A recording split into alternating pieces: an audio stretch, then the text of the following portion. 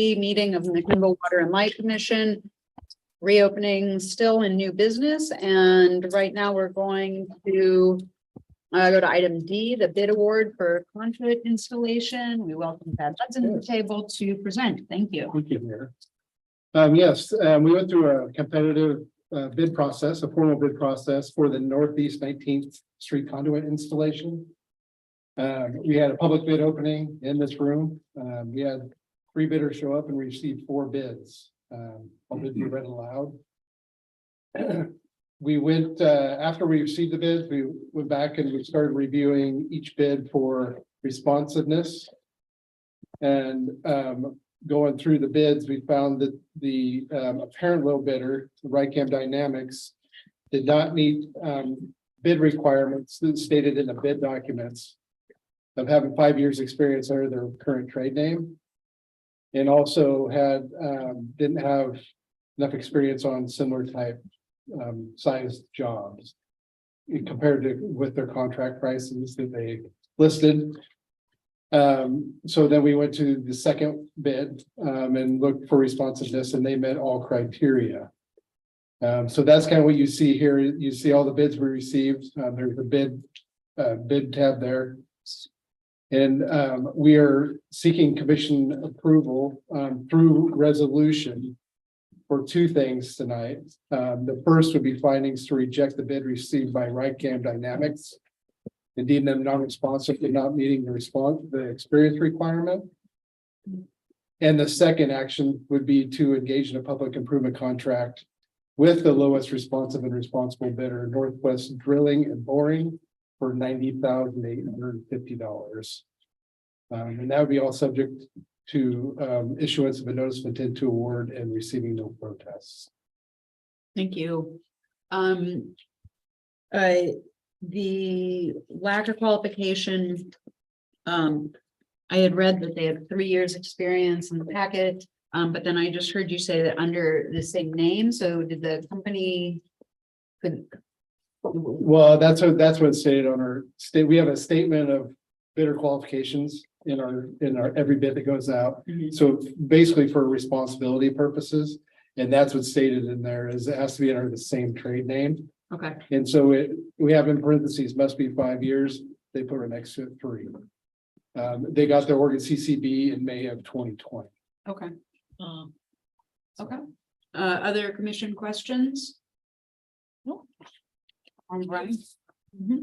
There's a reason why we have that rule, right? That we want somebody who has experience. Absolutely. Okay. And just showing some of the, some of the experience that they detailed in their references.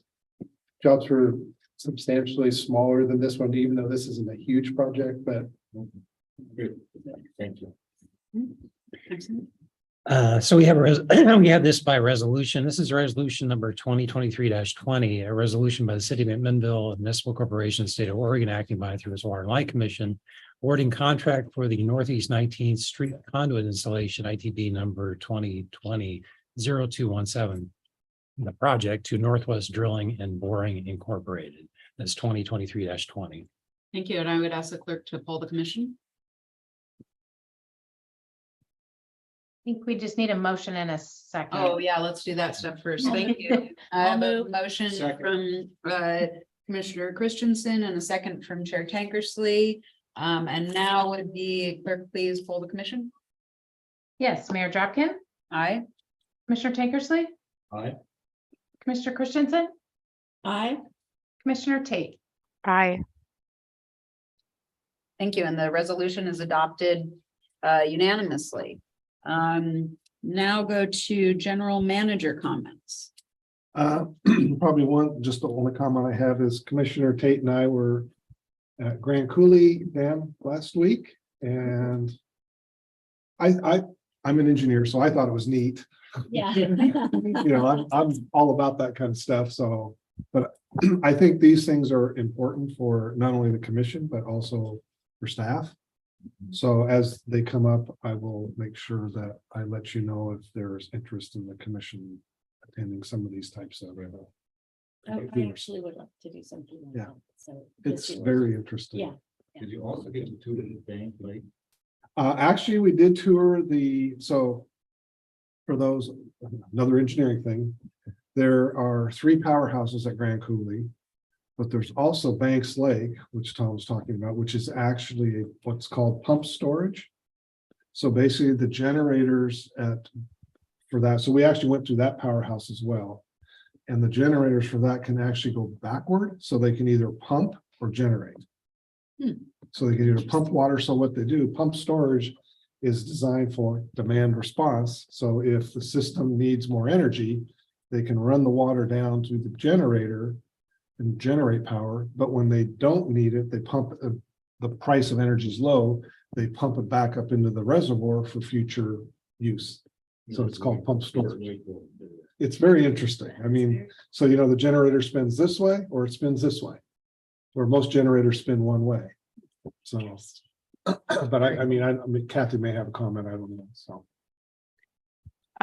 Yeah, thanks, John. No, I really appreciated the opportunity to go. We had quite a tour through Washington and Oregon also. So that was great, but it was it was really amazing place to go considering the history of the development on the Columbia River, and it was kind of like stepping into a time warp a little bit, because stepping into something that was built in the 1940s or completed in the 1940s, and it still looks like you're in the 1940s when you go into it. But obviously before the tour, they shared the work that they're doing to maintain the systems and the dams, and that was also just really interesting to hear what it takes to keep the system running and why we pay our BPA dollars. So, yeah. Thank you. And then financials, financial information. I had a question on page 2, sales data, kilowatt hours sold. The third column is year-to-year change. I see a fairly nominal change, 2023 to 2022, but what's represented in the year-to-year change is substantial. It's about halfway down the page. It's under light division, obviously, and it's the last bolded header. Can you tell her? Yeah, which page? So financials and information, 1 page after the cover page. Right, the summary. Light division, yeah, and then there's balance sheet, income statement, customer data, and then sales data, kilowatt hours sold. Oh, yep, down here, yeah. I think it adds up, right? There we go. Oh, yeah. I think it adds up, doesn't Yeah, it? You can add the add the difference in the 351 previous to year. that, you get that number, I think. Mhm. It does. Yeah, So These two numbers? these 2 numbers add up. to Oh, that one. these two numbers. Yeah, so 23 is the fiscal year we just completed, so we had 59,417,801 kilowatts for the month of June. And the previous June, we had 59,066,148 Okay, thank for you. a difference I- between the two. For some I reason, see, I I don't know, I just read it incorrectly. Okay, great. Any other questions? No? Great, then in that case, Mr. Justice, would you please read us into executive session? So this evening, we're going to go into executive session pursuant to RS 192-660 sub 2 sub F to consider information and records that are exempt from public disclosure under RS 192-345-23 relates to information revealing security measures to We're doing protect cyber information things. processing in RS 192-660 sub 2 sub E to consider matters relating to cybersecurity and infrastructure in response to cybersecurity threats. We're also going to have an executive session to follow pursuant to RS 192-660 sub 2 sub E to conduct deliberations with persons designated to negotiate real property transactions. If we do have any media with us this evening, they're warned to that all matters discussed in executive session are confidential, not to be shared with the public. We will not be coming back into open session after these sessions, and so we will not be taking any further action tonight. And so when we close the open session tonight, we'll be